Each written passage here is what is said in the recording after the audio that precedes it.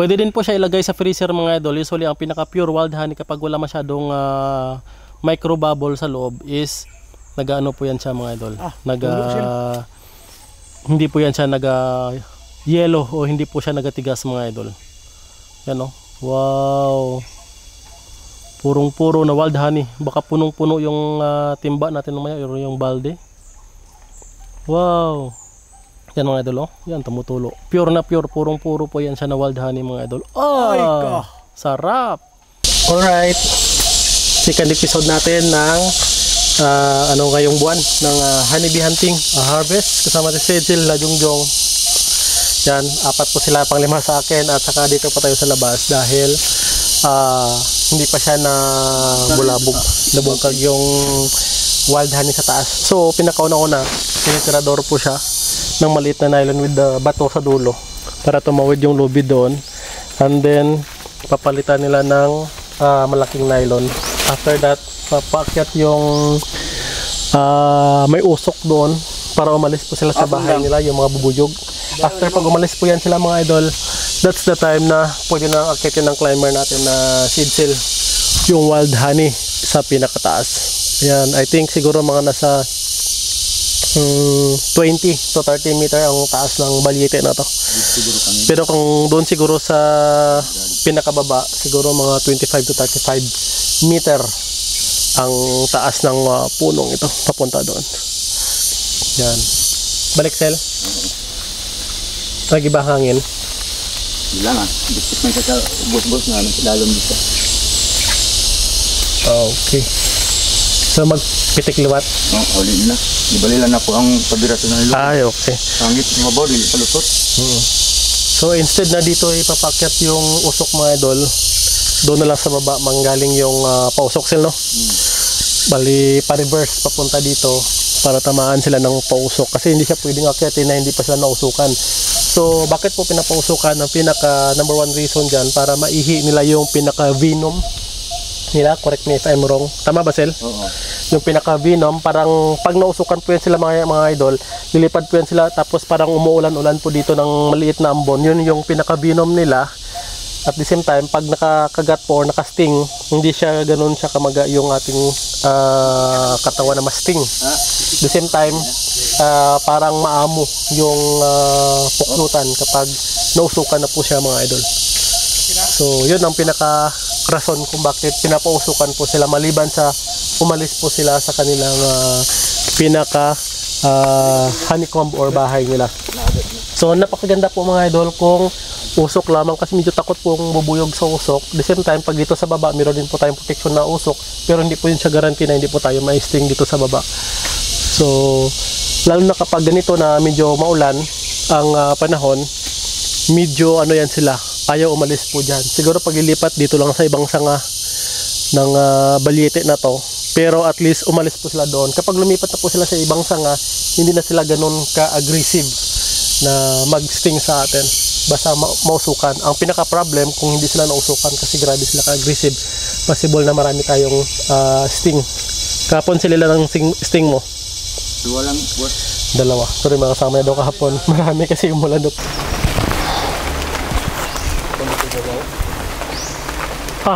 Ay, nabungka po, ubos po. Yan mga idol, tingnan nyo naman kung gaano talaga kataas yung puno ng balyete. Oh. Siguro mga nasa 25 to 35 meters above po yan siya mga idol. Nato.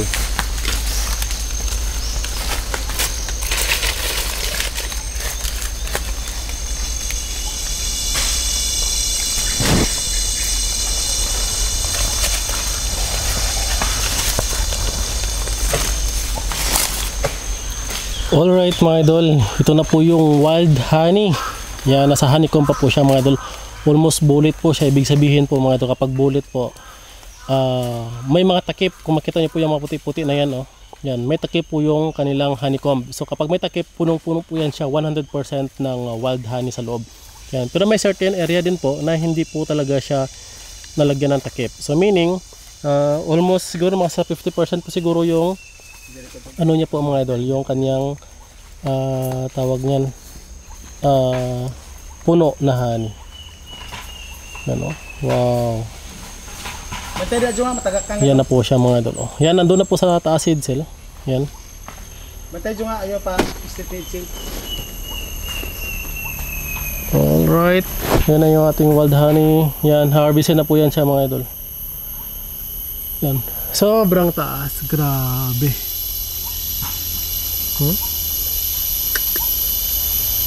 Pero kailangan nakyatin. Ito po yung hanap buhay nila mga idol. Yung pagkukuha po ng wild honey. Yan. Sobrang ganda. Sobrang quality. Yan. Alright. Yan o. So dapat po talaga may usok po sa pinakataas. Kasi kapag wala pong usok yan dyan mga idol. Yan. May mga bubuyog po kasi na galing sa ibang area. At pag-uwi po nila, hindi pa po sila napausukan, yun ang possible na mag-sting sa'yo dyan mga idol. Yan, harvest na po mga idol. Oh. Wow. Yun, inakit na yung timba natin. Yan o. Yan, yung ating timba is inakit na. Papunta po doon. Diyan na po ilalagay yung wild honey mga idol sa timba na yan. Alright. Yan na, malapit na. Yun, nandyan na. Wow, oh.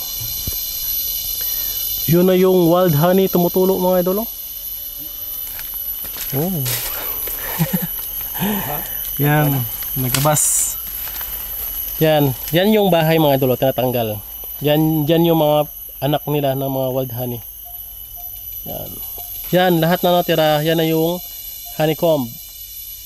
Yan, kung saan dyan yung wild honey. Wow. Wow, bulit yun. Oh, hindi bulit na po dahil. Oh, may hindi bulit. Mga 50% siguro, punong-puno. Yan, mga ganyan siguro, higit sang galon, no? Mga ganyan kalaki. Yan, may higit po yan sa mga isang galon siguro mga idol. Wow. Yun, napakaganda tingnan, no? Yan. Yan, tutulo po yan dyan mamaya pag slice. Yan, nandyan seed cell. Makita niyo po mga idol ang seed cell. Laro. Laro eh? Laro? Yan na mga idol. Oy, i-slice na po ni Edsel yung wild honeycomb. Alright, mga palatandaan na pure wild honey ang nabili nyo po mga idol sa market. Yan. Okay, larga. Yan o, sobrang ganda. First mga idol, sobrang bango po talaga ng wild honey. Wow, tumutulo oh. Yan. The same time mga idol, yung mga check. Yun. Kapag i-check nyo po sa mga posporo, hindi masyado yan sa tubig, hindi masyado palatandaan ng legit na wild honey. Ang palatandaan po talaga na pinaka-authentic is mabango po talaga at saka masarap yung wild honey mga idol. Oh. Yan. Tumutulo yung honey. Oh. Kapag bote ang lalagyan. Oh, tapos nagkakaroon siya ng bubbles yung bote. Parang puputok po siya pag bago. Pero pag luma na, hindi masyado. Tulo sila. Pero nag-ano pa rin. Nag-compress. Ayan oh. Wow. Yan talaga. Pwede din po siya ilagay sa freezer mga idol. Usually ang pinaka pure wild honey kapag wala masyadong micro bubble sa loob is nag-ano po yan siya mga idol. Hindi po yan siya yellow o hindi po siya nagatigas mga idol. Yan oh. Wow. Purong-puro na wild honey. Baka punong-puno yung timba natin mamaya, yung balde. Wow. Yan mga idol, oh. Yan, tumutulo. Pure na pure, purong-puro po yan siya na wild honey mga idol. Sarap. Wow. Yan. Rare po ito siya. I think sa Luzon marami din pong ganito mga idol yung wild honey. Yun nga lang, marami po nagbibenta talaga kasi na hindi po pure. Kaya medyo mahirap po siyang ma-distinguish yung pure wild honey compare sa pure sa fake. Yun, yan kay si Lalomig. Si Lalomig. Perti baga.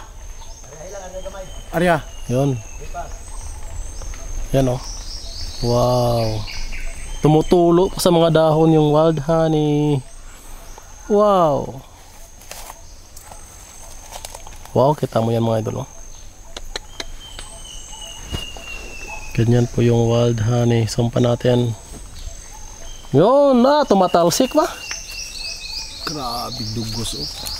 Tumatalsik eh. Feeling ko marami sa loob ng balde yan. Saan to? Mahulog. Hindi na shot. Sa puto kalapad ba? Sobra po to. Pwede pa tumakwa. Di na. Ha? Ha? Dugmok na?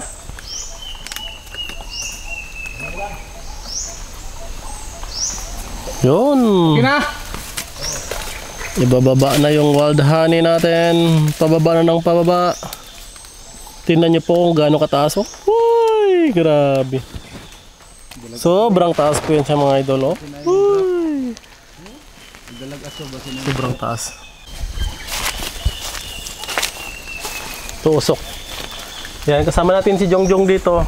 Yan na yung balde na binababa mga idol oh. Yan, after that dadali yan dito. Mga ilang kilo, Jong? Anom? Madagid dos. Dito na po mga idol yung ating wild honey. Yan oh. Wow. Sobrang dami. Yan.